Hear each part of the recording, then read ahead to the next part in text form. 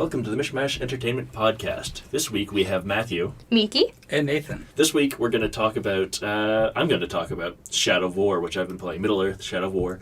It's a new game that came out recently, which I can actually talk about because this is being released very soon, which is It's going to be released the same day that we record it, which is the first time that'll ever happen for a long time, too. Yeah, probably won't happen again, because that's also just a giant pain in the ass. But anyway. But yeah, I've been playing Shadow of War, and it's kind of a mediocre game. I don't know if I could recommend it to people, because the combat is very, very basic. For anyone who doesn't know, it has kind of Assassin's Creed-esque combat, but the problem is that they give you such a huge window for your counters. It's Arkham Asylum / Assassin's Creed combat stuff. But your fighting will mostly be based around maintaining a combo and countering. And the window they give you to counter enemies means if you have any amount of skill in those types of games, you will never be hit. And even if you can't counter an attack, you should be able to dodge it with a spacebar. And when you're dodging, you seem to be immune to damage. So it's not like you will dodge one guy and then get hit by another attack and take damage. The only enemies that ever kill me in that game, and I'm not good at this, I'm not someone who plays Dark Souls and loves that kind of masochistic gameplay, because I don't. But the only time I ever get killed is when I get caught off guard by people with range, or when the orc bosses that you fight. For anyone who doesn't know, Shadow of War is you play as Talion, who is a non-canon character in Middle-earth. You in the first game, the very first thing that happens is that Talion dies along with all of his family, and then you find yourself possessed or something somehow fused with the wraith of, spoiler, for the first game, Celebrimbor, who was the one that forged the Rings of Power with Sauron. Okay. Right. Sure. Yeah, he was. Why are you saying sure like that? I haven't seen the movies. You wouldn't hear about Celebrimbor in the movies, I don't think. Well. I don't ever remember hearing them. That's all Definitely not in the similarly movies, stuff. yeah. Yeah, but that's where the Rings of Power come from, like the One Ring and the 9 rings to the kings and So is that like a to the prequel dwarves. to the movies then? Yeah, it's Okay. Silmarillion is expanding the Lord of the Rings universe. So you learn more about the wizards there. Wizards in Lord of the Rings are essentially demigods almost. They're angels, they're I like think. their own race. I remember because I saw the movies before I read the books. Yeah. And it blew my mind when I realized there were only like 4 wizards or something in the... I think What? there are So 6. few, there's, really? Oh, There's okay. Gandalf. There's oh my god, Saruman. Right. There are the 2 blue wizards. There's the green wizard that's in The Hobbit has shit in his hair, and that's supposed to be funny and it's gross. The animal guy. Yeah, the animal guy. Okay. Yeah, so that's did you see- 5 then, I guess. Yeah. Yeah, there's also another wizard I'm pretty sure that I can't think of right now. Right. Okay. And Sauron is actually the most powerful of this race that are the wizards. Oh, okay. And they're essentially angels and stuff like that to the actual deity of Lord of the Rings. And I don't, I like Lord of the Rings, but I've never read the Silmarillion. I tried when I was younger, but I was too young, so I kind of couldn't get into it. You mean you don't like the lore of the rings? Lord of the Rings is fascinating, but anyone who hasn't tried to read Lord of the Rings before, I'm really proud of that. you shouldn't be. It's a terrible person. But Lord of the Rings is very dry even when you're reading it because it's a very old style of writing into the beginning of fantasy, and J.R.R. Tolkien loves going into massive detail about everything. Yeah. So the story tends to get bogged down in descriptions. And there's also a character, Tom Bombadil, that a lot of people don't like. Tom what? Bombadil? Bombadil? Tom Bombadil. All right. Yeah, I think I've heard that he's like a nature spirit or something, spirit of nature or something like that. Something, yeah. But I can't remember because I haven't read the Lord of the Rings books since junior high, and those I did actually like reading. But which is weird that I couldn't get in the Silmarillion, but I couldn't. Mostly because it's a series of stories rather than a Right. contiguous story. I get you, yeah. Someone once described the Silmarillion to me as like the Bible of Lord of the Rings. Yeah. Kind of. It's like a bunch of stories about stuff in the past. Yeah, Some of it might be true. it takes what happens funny. with the Lord of the Rings and it starts explaining stuff about like sub characters and all this other stuff, and gives you the history of characters and Right. the world of Middle Earth, and there's the I think Lord of the Rings takes place in the Third Age, and they've got stuff from the First and Second Age as well. Sounds about right. Yeah, It's been a long time. Yeah, I've never actually read it, so I couldn't. I'm probably enraging some super Tolkien fans out there, but that's okay. Apparently Tom Bombadil is in the extended version of the movies. Bombadil? Yeah, they put him in a scene or something, didn't they? Like the second movie, maybe. Like he's out of the original cut, like the theatrical cut. But I think in the extended version, I don't know, because I've heard that Peter Jackson absolutely hates that character. Oh, really? Like despises him. So maybe that's why he got cut, or maybe he wasn't in it at all. I think I've seen the extended editions. I don't own them. I probably should. I have seen the extended editions. I'm trying to think, but someone told me once who was explaining Tom Bombadil, was like, he's in the extended editions. Yeah. It's a funny name. It's hilarious. Tom Bombadil, someone told me he was in the extended editions, and I had already seen the extended editions, and I didn't remember seeing him. Yeah. So I'm kind of going on hearsay here, but yeah. I mean, it could be the same thing with, like, I read The Hobbit again in junior high, and I don't have much memories of it, but I don't remember the Witch King that Gandalf goes off to fight. I remember Gandalf disappearing from The Hobbit, but for whatever reason, the idea, him going off to fight the Witch King, I don't remember. But, which is also, I think, was because The Hobbit came out first, and even, I've heard even that they rewrote Gollum after The Lord of the Rings came out to make him more, like, apparently they part on good terms in the original edition of The Hobbit. I've heard that. I don't know if it's true.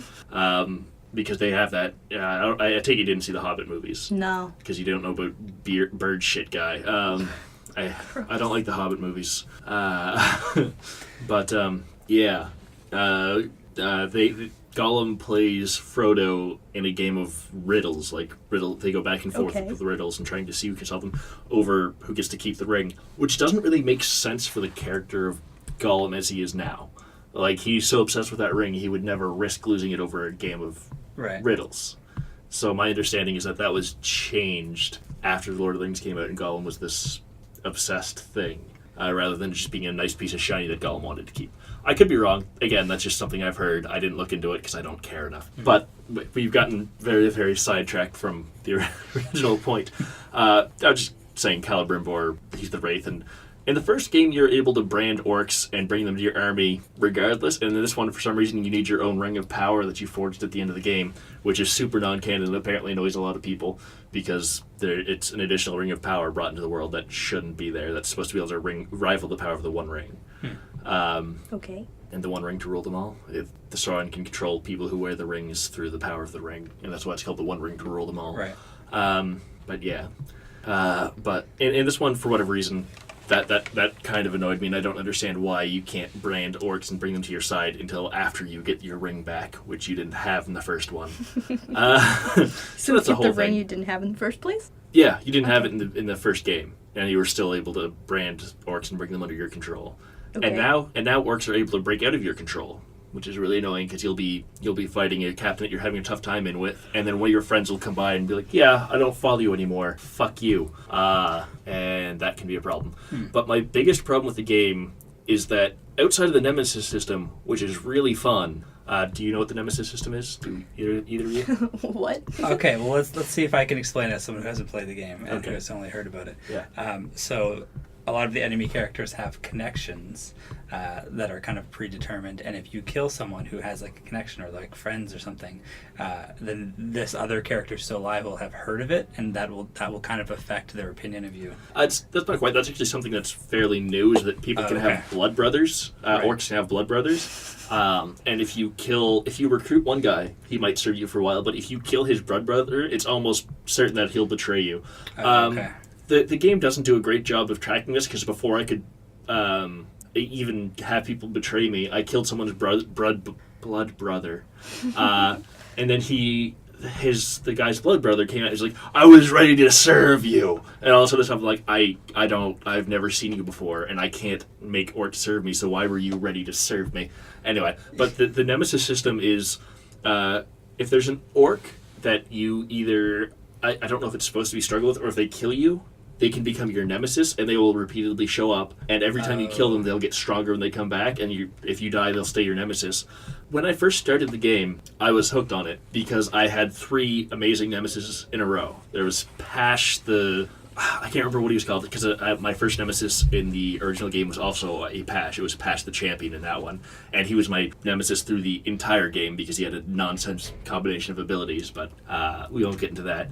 But I had him keep showing up, and eventually I beat him like 4 or 5 times in a row without having any trouble, and he stopped showing up. And my next one was amazing because I shamed him the first time. You can shame orcs to reduce their level. Okay. And I couldn't recruit him, and I wanted to recruit him. So I shamed him once, and he was still too high of a level. So I shamed him again, and instead of losing levels, he became his name The Unshamed, where he gained power because I tried to shame him. And he was like, I am not ashamed. This is a mark of honor. But since those 3, I haven't had a good nemesis. And when you don't have a nemesis in that game, you realize just how uninspired and boring the game can be. Like, every orc I kill, every orc war chief and everything like that is just a faceless orc to me. I don't care. They're too easy to kill. They're not interesting. I've seen things that you think are going to be unique, like the maggot-infested one. You can find an orc that died. Orcs come back after death sometimes. Okay. And some of the orcs you can run into talk about how they felt the cold embrace of death. They call you Gravewalker because in this game, when you die, you can come back because Celebrimbor pulls you back from death, and you just respawn on a thing. And the orc that kills you will get a power boost and all this other stuff. Okay. But some of the orcs also come back, and he just talks about how the wriggling warmth of the maggots brought him back from death, and it's really disgusting. Gross. Yeah. Oh my god, no. None of the guys have ever killed me, but I've seen videos where people got killed, and they talk about how it's time to feed their maggots after they killed you, so it's really gross. But yeah, it's just, I don't know. The game's super fun when you have a nemesis, and you keep running into them, and they're like, ooh, you, I'ma get you. But when you don't have a nemesis, the game's just so tedious, because it's just the same thing over and over again. And with nothing to break it up, like a nemesis that you want to kill rather than just, oh, this is a slug, I have to kill this guy and I can't vault over him and I can't attack him from the front because he has a shield, all this other stuff, so you just end up spending like 10 minutes circling around this guy with a shield so you can poke him in the back a couple times and doing it again and again and again and again and again. Which, if he's your nemesis, is kind of fun because you're worried about dying. But if he's not your nemesis, it's not that big of a deal. You'll die to him once, and you'll go find him and kill him again, and then that'll be the end of it. And you usually won't see them again. But it's just, I'm in the 3rd act. I got there on probably the 2nd day I got the game, which is where you actually get to start building your army. Oh, okay. And there's no desire to play for it anymore. Like, it was fun for a little while, and they have microtransactions in a single-player game. Now, to be fair... Wait, how do microtransactions in a single-player game work? You pay to get packs, treasure chests, that can have items or orc followers in them. Now, those orc followers, I found out, can betray you, and even if they're legendary, they can still die to a non-legendary lower-level orc for no reason you can discern. But you're supposed to use them online, which the online version of it is still single-player. You just send your orcs against somebody else's orcs. And if it's not in ranked play, they can't lose their orcs, but you can lose yours. Wait, what? What? Yeah. Wow. Yeah. How does that work? Because you're still controlling, so technically you could save them, but someone else who's not playing couldn't go and... When your orc follower falls, if they're not executed by the enemy orc immediately, you can revive them within a certain amount of time. They'll be on the ground. You hold E to drain them, and then they'll stand up if you can get it done. So the other team isn't an active player. You No. just play an AI controlling their army. Yep. Okay. Yeah, and I haven't gotten into that because the AI is garbage. If I could actually play against someone else who's playing another ranger, and you were fighting each other, that'd be awesome. Yeah, but that's for not sure. what they did. So with these microtransactions, do you get to, like, if you say you get a really good orc and it dies, is it gone? As far as I can tell, I've heard people say you can revive orcs, but I haven't found a way to do that. Oh, okay. So, like, after they've died, they said you can bring back any orc, and I've been looking for a way, and I'm trying to find my legendary guy, because for whatever reason, I don't know if it was, like, a pre-order bonus, because I got it the day before for, like, 45% off or whatever through a website that had a promotion, which is the only reason I bought it so quickly. Because the first one was fun, but the first one I also had a nemesis the entire game, and it was interesting. I hadn't realized how boring it would be without a nemesis. So it's kind of a buyer beware. Without the nemesis system actually producing you an enemy that's fun to fight, and gives you kind of a history and have an orc that'll shit talk and be like, I killed you last time, come back to die again. stuff like that. So what you're saying is that you need to make nemesis. Yeah, you have to let people kill you if you want to make a nemesis. And even then, I've had people that have killed me like 2 or 3 times, and then the first time I kill them, they just disappear forever, and I don't know why. That's lame. Yeah, but that was my first one before, where I'd run into things like past the champion. For anyone who's played the game, he countered normal attacks. He was enraged by mortal wounds, which meant he healed, and he was immune to combat finishers, combat executions. So the only way to kill him was that he was vulnerable to stealth. But for whatever reason, with Pash, even if he was also a tracker, so you very rarely actually got the jump on him. Right. But you can run away, hide, and then go try to stealth kill him. For whatever reason with Pash, I would do that sometimes, and they would just treat it as a combat execution, not a stealth execution. So I'd jump off of a cliff to try to attack him, and he'd have no... Like, usually have a red arrow above them if they're aware of you, and yellow if they're kind of aware, and he'd be unaware of me at all. And I'd jump down on top of him, and he'd just knock me away and be like, immune to combat executions. I was like, but that wasn't. And he had a poison weapon, and it was really difficult to deal. Also, in this one, they made it way easier to heal. You just have to combat drain somebody, and your health will heal to full if you have the right weapon, which I do, because also the equipment is super disappointing. I have yet to find a piece of equipment that made me like, yeah, this is cool, I'm glad I found this. I'm still using weapons I found near the beginning of the game. I found a piece of armor that gave me a 999,990% chance of inflicting curse while my wrath is full. What? Yeah, I think an integer broke in the game. Yeah, a little bit. So, yeah. So when my wrath is full, literally every attack will inflict curse on my enemy, and curse is something that continuously damages an enemy until they get away from you. So as long as I don't let them get too far away, they just continuously take curse damage, which is maybe part of the reason why I find the game not so interesting anymore. I have to hit someone once and just wait for them to die, be doomed, which is absurd. Yeah, that doesn't sound super interesting. Yeah, although enemies can be immune to curse, so, it's not every enemy I can do that to, just most. Anyway, and then the microtransactions, I haven't really encountered them. I haven't found it necessary. Of course, I haven't got past the 3rd act. Apparently, in the 4th act, there's like continuous sieges that are. It seems like I think it's 10 siege battles you have to fight, and I think people are saying that's where you're supposed to push people to do the transactions. Oh, okay.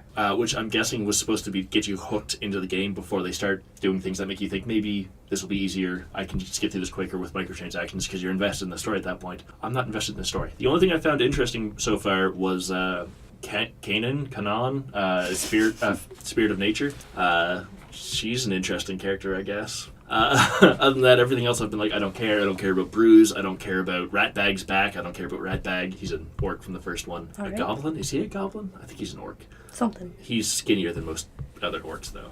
And a wimp. And you do everything for him. And, this character just annoys me. I was just going to bring up about the microtransaction thing. So the newest Deus Ex game, Deus Ex, not X'd.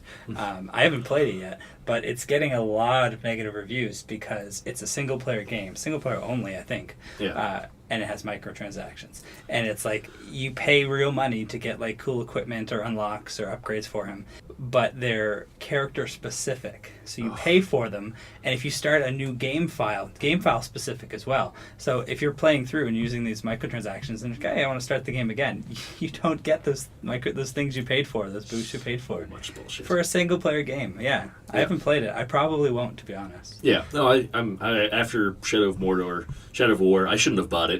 But again, I got it on sale. I felt like it was somewhat justified. I'm not paying for a game that has single-player microtransactions, unless it's cosmetic. I'm fine with cosmetic microtransactions, even in single-player games, because they're just cosmetic. But in Shadow of War, you can get orcs, you can get equipment, and you can double the speed at which you get XP or money. So that's... Yeah. I think I've only really played 2 games that had microtransactions now that I'm thinking about it, aside from Pokemon Go. Right. Yeah. Which I didn't really play that for long. But Fallout Shelter had a lot of microtransactions, and those were you could get new, what do they call them, dwellers? Yeah. You could get dwellers, you could get items, guns. There's a lot of really good dwellers too, so there's a big incentive to buy those. Yeah. It was the only way to get legendary stuff as far as I know. Oh really? I think. I could be wrong. But I never found anything legendary outside of loot boxes, which unfortunately I did buy because they were on sale, quote unquote. I did quotations again. I do that. Air quotes. Yeah. But what the fuck is a sale when you're selling me a digital thing that literally costs you nothing? Yeah. Yeah. That's what annoys me. So they're like, usually it's $60 to get a full price game to get some number of loot chest, which is absurd. They just got to clear out stock. They made too many. Of course, yeah, that's it. That's why they got the sale. They're doing you a favor by doing this nonsense. You may be able to tell I don't like microtransactions at all for any reason, but I've heard people complain about Overwatch because you can pay for crates, but you don't have to pay for crates in Overwatch. You can literally just get crates through leveling and be like, yeah, but you don't get the skin. You might not get the skin you like. Yeah, but it's just a skin. It doesn't affect gameplay at all. Yeah. You can pay for that skin, I think. You can't just straight up buy skins. Oh, okay, No, that you is have kind to of buy bullshit. crates. Yeah, that is a bit bullshit. But at the same time, it's cosmetic. The only thing I don't like is they have like limited time offer skins that makes you have to buy a bunch of loot crates.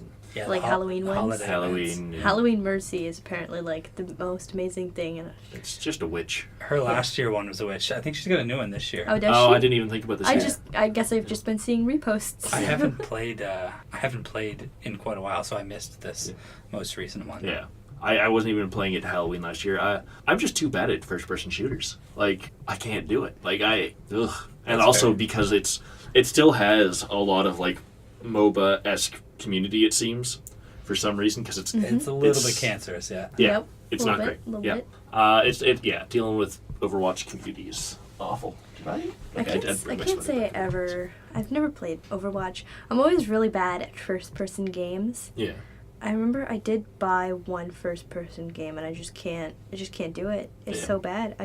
I played Halo with a friend, and I was standing there, kind of like doing my thing, and then he was like, "Look behind you." So I looked behind me, and there was nothing there. Couldn't find anything. He's like, "I'm standing right behind you." And I just couldn't find him. That was the day that I realized first-person games were just not for me.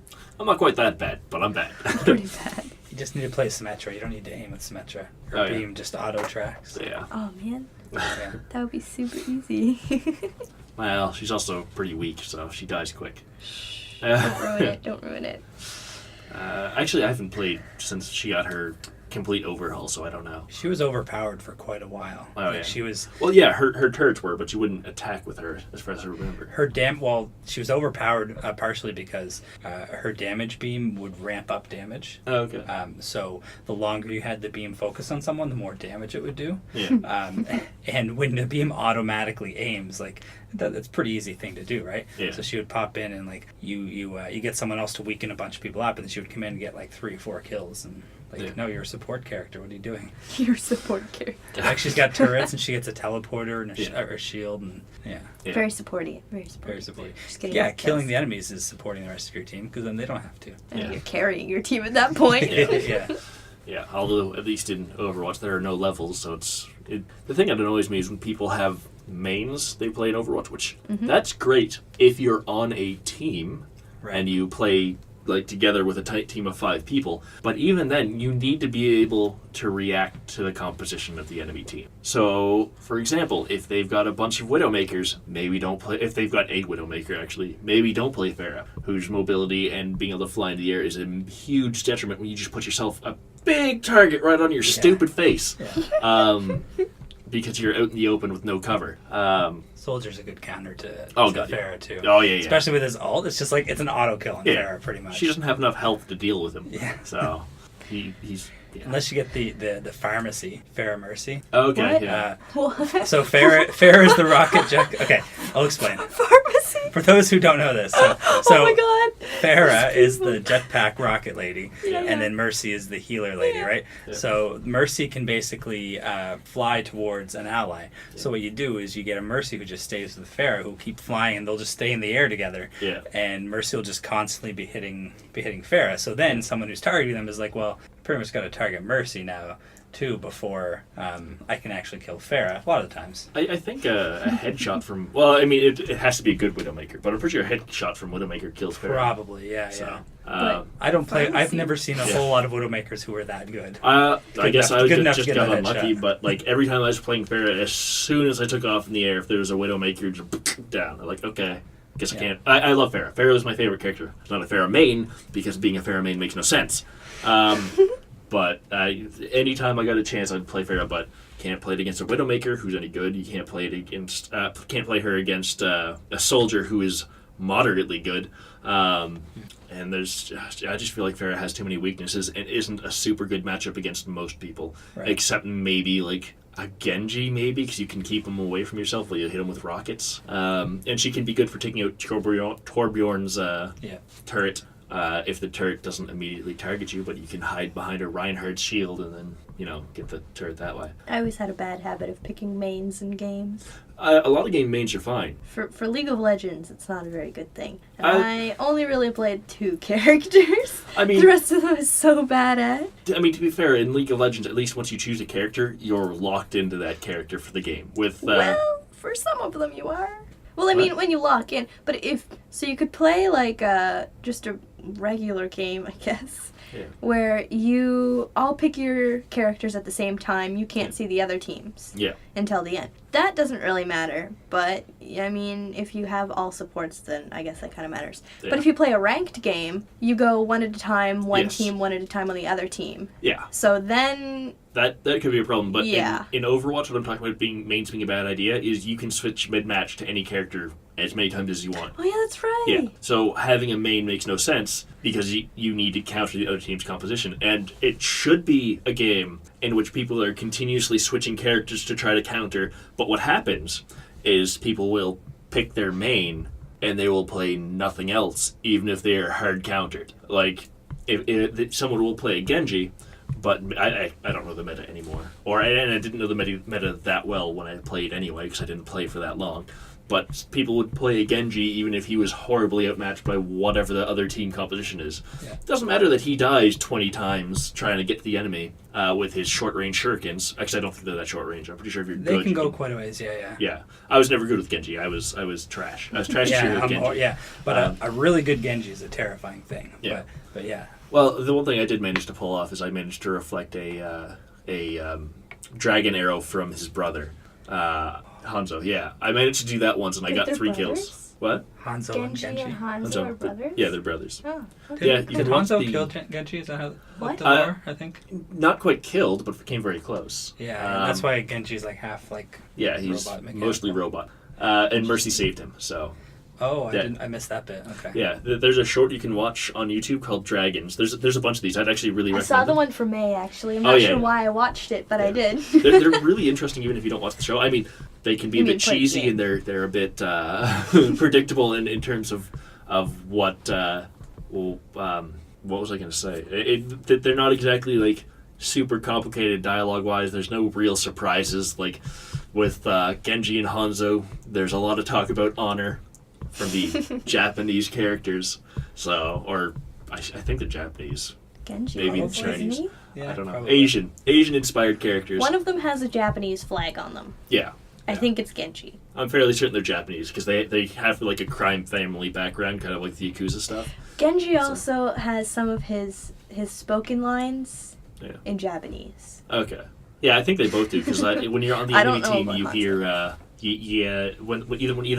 Yeah, I think when an ally uses their ultimate, you hear it in English. But when someone on the enemy team uses their ultimate, you hear it in Japanese. Yeah, or in the language of the person that speaks. Oh, yeah, right. Yeah. I don't know about Reinhardt. I think Reinhardt says hammer down regardless. But I don't know if either of you two know who Matt Mercer is. He does Critical Role on YouTube and Twitch. I think I've heard about him. Yeah, he also voices McCree, and there's a clip of him talking about how he'll mess with his own team because he'll just while he's playing as someone else on their team, he'll just go on the mic and go, "It's high noon," to make his team jump for cover, even if there's no McCree's on the enemy team. So that's amazing. Yeah, I like that. Mean. That's horrible. That would be amazing. I'd be super happy if I found out I was playing with Matthew Mercer. I'm a huge fan of him. I actually need to. They just ended Critical Role, and ended Critical. They ended the campaign for Critical Role, which is a D&D thing. They play D&D 5th edition. I don't know if they've started the new game yet, or if they're going to take a couple of weeks off. I need to look into it because I kind of fell super far behind. I'm like 40 episodes behind in Critical Role, and I want to catch up on that and then watch their new series with the new characters and everything. That sounds really ships cool. Yeah. I'm all of the episodes behind, but I would like to watch it eventually. All of these. This would be a good point to jump in once they start the new campaign. Oh, okay. Because you could slowly catch up on old Critical Role and keep up with this series, is how I'd... Yeah. It's also one of the reasons I brought it up here, because I just thought about it. I was like, oh, this might be a good chance to let people know that this is a thing that they can watch. Right. If you're ever interested in seeing people who are really good at role-playing. As with what happens with role-playing, there are moments that are very kind of awkward and cringy and stuff like that, because they're just kind of going with stuff. And there have been moments in Critical Role that I've skipped, but because I've just been like, oh, I can't watch this. This is just not for me. But other people really love it, and I love most of Critical Role. I will watch 99.98% of all the episodes, right? And that's a lot. Yeah. I mean, to be fair, it is like a God, how many hour series? It's got to be close to 1,000. Good Lord. Yeah, they have like 3 to 4 hour games. And I think they almost hit part 200, maybe 140, maybe, because maybe not quite 1,000. I can't watch all that. That's a lot. Wait, you said they're 2 hours each episode? 3 to 4. 3 to 4 hours each episode? Yeah. Oh my God. Actually, hold on. I'm going to look it up on my That's a phone really right long now. podcast. Yeah, well, I mean, they're playing D&D. Yeah, So, I guess that's not like my that's- main D&D group. We play Damn. 3 or 4 hours every Yeah. week, and if it's like basically almost a job, like do that a couple days a week or something like that, or And it is a job for them now. Actually, when they first started, they were talking about how happy they were, because it used to be that they could only play however often they could get together, because they're voice actors, so someone would always be away, so they couldn't play. And they'd set aside like an entire day and just play for the entire day, and they wouldn't be able to get together for months and months and months. But apparently it's only 136 videos, probably 126 actual episodes, because there are other things in there that aren't episodes. right. That's not 200. No, it's not. I guess Okay, that's I thought I was still- farther behind than I was. That's still hundreds of hours. Oh yeah, that's Of like, Literally content. hundreds of hours. Yeah. Actually, hundreds of hours. so like I'm looking through here. A lot of them get very close to 4 hours. Some of them go over. Some of them are just under 3 hours. So yeah, that's just a lot of content. Someone's got a binge weekend or month. Yeah, Binge weekend or month. binge weekend won't do it. That's only 48 hours, friends. No. Yeah. Could watch like No, 4 episodes. I'm sure they're farther than episode 115. Nope, the chapter closes. That's the last episode, so it's episode 115 is the end. I was very far off. They're very close to episode, only 100 episodes. But that's still like 400 hours of content. That's a lot. Yeah. It's not quite 1,000 though. No, it's not quite 1,000. I was wrong. I'm sorry. I lied to all you wonderful people out on internet land. Terrible. Speaking of recorded D&D sessions, Yeah. do you know who Dan Harmon is? Yes. Community guy. So there's one called Harmontown that he started. Did we talk about this before? Yeah, and I feel like we did. Have we? Yeah. I don't remember talking about it. But I've never watched Harmontown. I watched the first episode. I didn't get into it. I was Okay. just like, I recognized one of the main improv guys from Improvaganza, and whose line is it anyway? And that's kind of what kept me fair enough. watching it. Again, it was very hit or miss. Like some episodes, a lot of cringy stuff would happen, Yeah. and there'd be like the occasional person who would make up for it. Like this guy, I can't remember his name, but he's from Improvaganza, and he's really, really good, and I liked him and I found it very entertaining. But same idea, not as big or as popular as Critical Role, but No. Critical Role is the big one. yeah. I mean, even Rooster Teeth, they've got 2 different D&D shows. Yeah, I watched a little they bit have of those. 2? Yeah, Funhouse does one as well. Oh, okay, yeah. Twits and Crits and Heroes and Halfwits. Heroes Halfwits, yeah. I think I watched a little bit of Heroes and Halfwits. I haven't didn't seen get any into of it. either.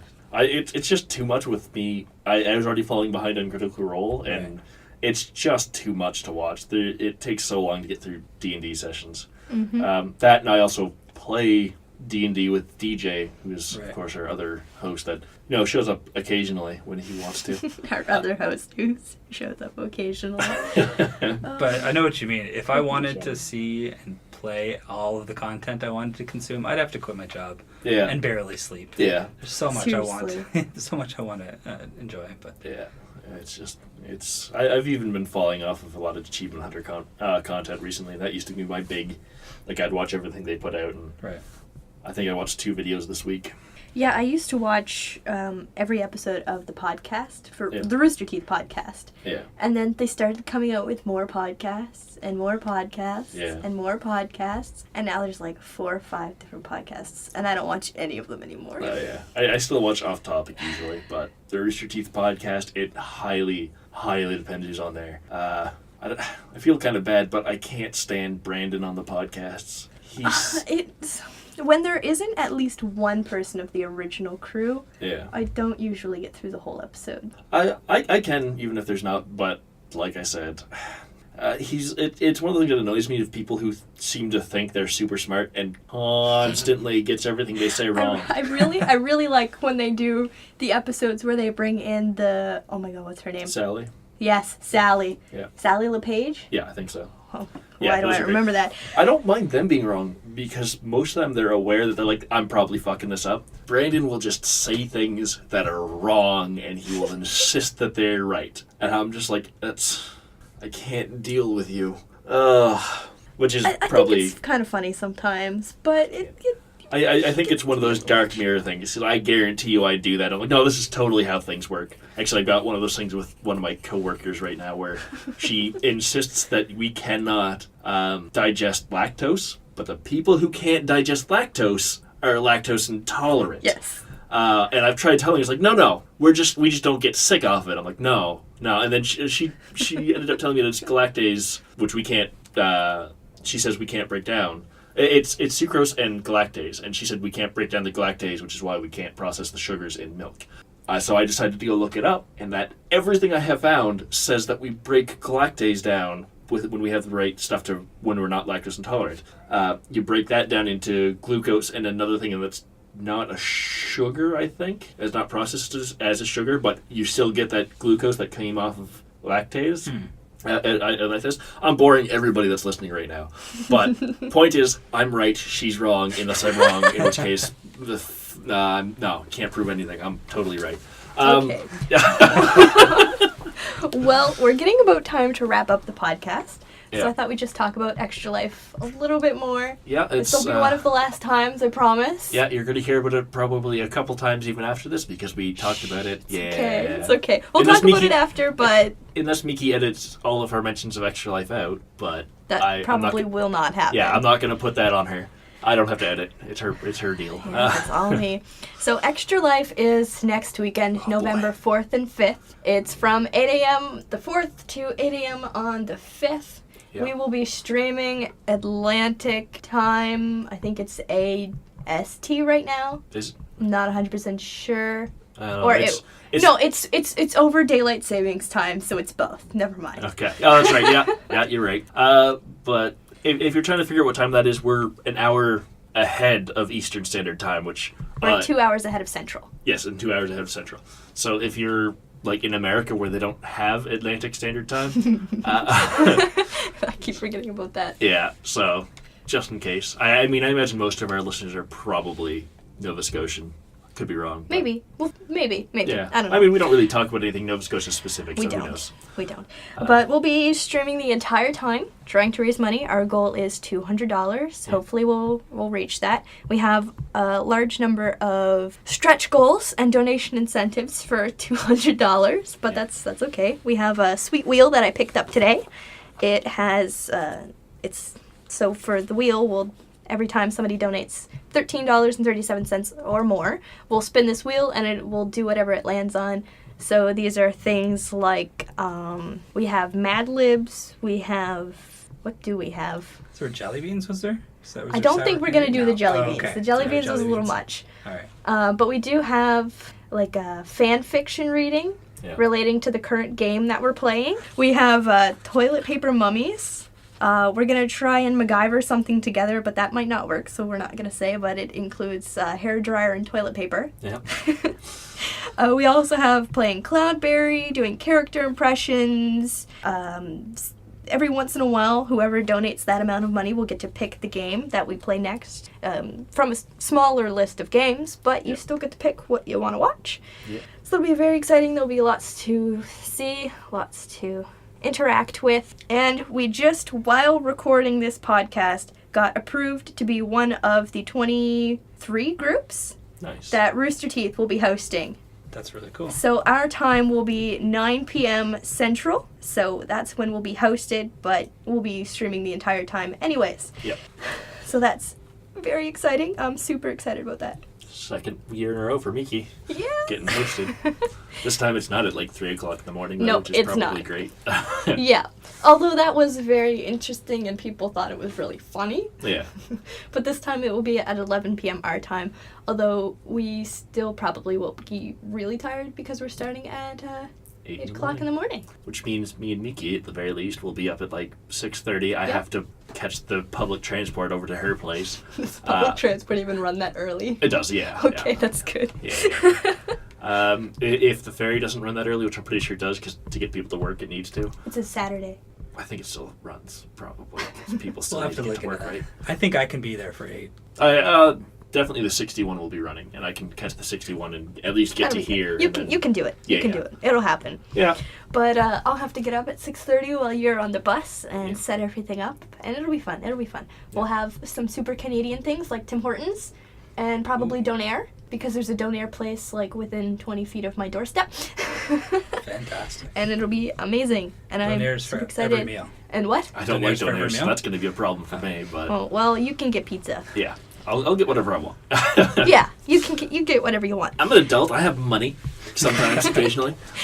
But for anybody who wants to watch our Extra Life stream, we'll be streaming it on Twitch, which is RT_Nova Scotia. And again, that's from 10 a.m. to 10 a.m. Central Time, or 8 a.m. to 8 a.m. Atlantic Time on November 4th and 5th. And if you want to follow us on any other social media, the podcast, that is, our iTunes... No, you're probably listening to this on iTunes. Our Twitter is RT_Nova Scotia, and you can tweet us #MME podcast. We also have an email. You can send any of your suggestions for topics, questions, anything you want to send us goes to rtns@mmepodcast.com. So I think that's about it from me. Matthew? And Nathan. Thanks for listening.